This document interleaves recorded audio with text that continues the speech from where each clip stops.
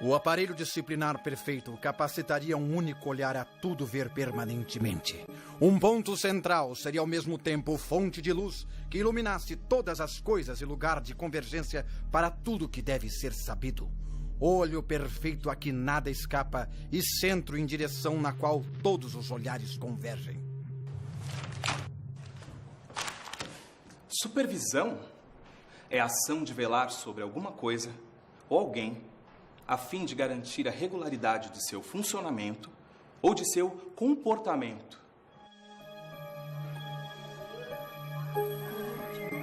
Supervisão é então a ação de assegurar o funcionamento sobre alguém ou alguma coisa. Supervisão escolar significa controle da vida escolar. Quem supervisiona? Pois sim, os agentes supervisores. A ele é delegado, essa figura que supervisiona, né, supervisão, grande olho, né, verificar porque certas diretrizes, normas, especialmente no que diz respeito a métodos de ensino, por exemplo, ou adoção de livros didáticos, não estão sendo cumpridas. A escola como instituição complexa, essa massificação crescente do ensino, ela não vai poder, os sistemas educacionais não vão poder dispensar a figura desses agentes, né, desses agentes supervisores no sentido de verificar o rendimento da máquina no seu conjunto. É nesse momento que a figura do agente externo ao processo de ensino e aprendizagem, esse elemento externo às relações docente e discente, aluno, professor, começa a adquirir uma projeção maior, uma responsabilidade maior. Eu não preciso de olhos sobre mim. Todos precisam. Você deveria ouvir quem tem mais experiência. Alguém que tem sido os olhos do Estado por mais de uma década. A interferência do supervisor é em termos de provocar, alimentar uma reflexão por uma tomada de decisão mais lúcida. A supervisão é indissociável da formação continuada dos educadores. Porque se você pensar em formação continuada só como cursos, palestras, congressos, que podem ser muito interessantes realmente, mas eles não podem, eles jamais vão esgotar ou vão garantir o principal, que é essa reflexão sistemática sobre o trabalho que está sendo feito e compartilhada pelos corresponsáveis. A primeira função do supervisor era a de guardião do currículo. Cabia-lhe orientar os professores a fim de que a organização curricular prevista para a escola alcançasse seu maior grau possível de materialização. Mas e agora? Bem, o processo de massificação da escola levou a um processo de racionalização do trabalho escolar, que, por sua vez, criou a demanda de novos agentes educacionais. E a figura do supervisor ganha novas atribuições.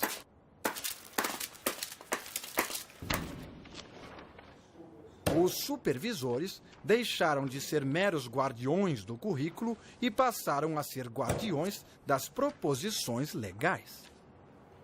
Não dá para a gente imputar como sendo culpa do supervisor essa burocratização da função, né? Esses elementos burocráticos, eles têm um papel na democratização do ensino. e bastante grande. E a exigência do cumprimento da legislação também é um elemento de democratização. Você não pode eliminar no Ocidente a estrutura burocrática. Ela tem a marca da racionalidade. Se você está desperdiçando tempo e esforço, né, é um desvio já. O excesso de papelada também é desvio da burocracia e não característica dela.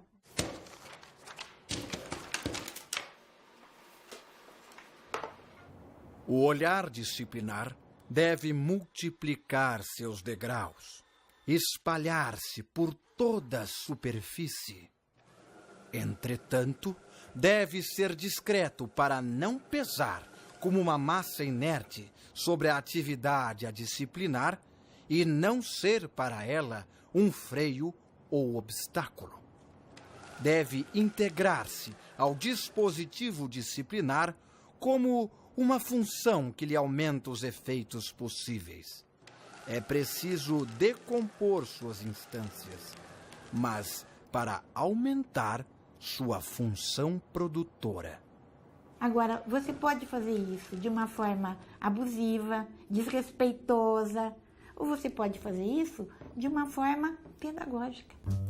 Se não for dessa forma pedagógica, o olhar supervisor mais atrapalha do que ajuda. Algo como um faz e outro desfaz.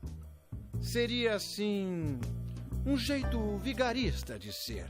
Tem um modelo de supervisão que eu apelidei, assim, malcriadamente, de vigarista, mas no sentido original da palavra, que é de se colocar no lugar do outro indevidamente. Um supervisor de ensino, por exemplo, ele não pode roubar a cena do diretor, do coordenador pedagógico, na condução da vida da escola.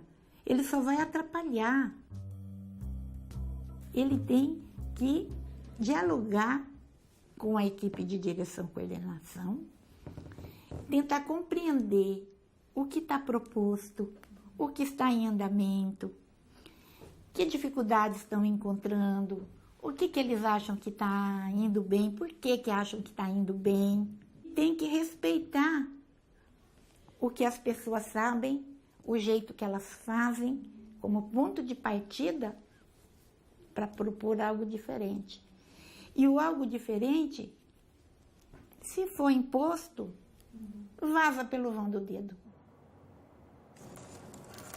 Vaza pelos vãos dos dedos, não é, professora Helenice?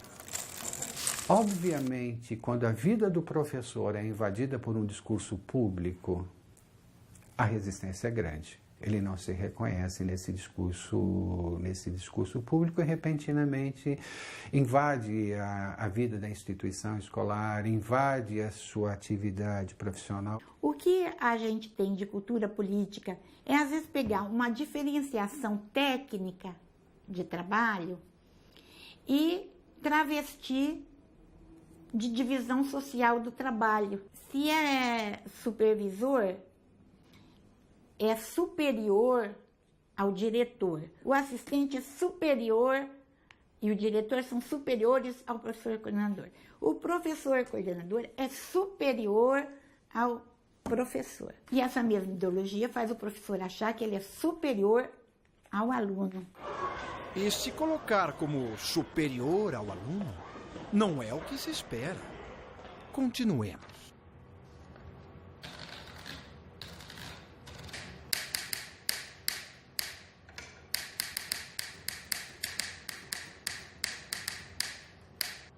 É impossível uma vida em sociedade sem um sistema escolar. Qual é um dos primeiros parágrafos das nossas leis de diretrizes e bases? Formação integral da cidadania. É exatamente isso, né? É a formação da cidadania. Mas a cidadania ela não se forma na esfera privada, na esfera familiar, na vida afetiva, mas na vida pública, na vida dos negócios públicos. Esse é o papel da escola nas sociedades modernas, né? O escopo clássico é esse da escola popular, formar para a cidadania. É o Estado que educa. A autonomia da escola pública não é sinônimo de soberania, de ausência de compromisso de prestação de contas morais e financeiras ao próprio sistema escolar, à comunidade e à sociedade. O Estado traz para si a organização de sistemas estatais de ensino, de sistemas públicos de ensino. A escola legislada pelo Estado, supervisionado pela burocracia de Estado, etc, etc. Quem, se não o supervisor, para coordenar encontros de trabalho, indicar temáticas, propor leituras, esclarecer conceitos? A supervisão que a gente exerce é no sentido de assessorar e controlar, avaliar, informar aquele conjunto de escolas. A sistemática de supervisão dessa de sistema é visitas, entrevistas e reuniões. O desejável é que você articule as suas visitas, não é? E as reuniões em função de uma programação da vida da escola ao longo do ano letivo. Qual é o teu espaço legítimo que eu chamo da supervisão? É o encontro entre pares. Então você tem que organizar o encontro entre pares. Propiciar o entendimento e compromisso entre todos dentro da escola.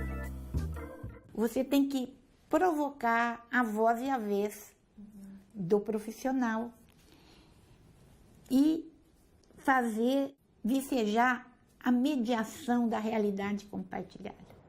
Assim como lá nas escolas, no trabalho do coordenador pedagógico ou no trabalho dos setores de supervisão, com o supervisor de ensino de sistema, trabalhando com as equipes das escolas.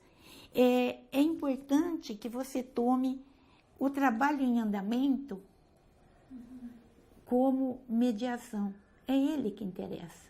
A legislação que saiu vai interessar em função dele.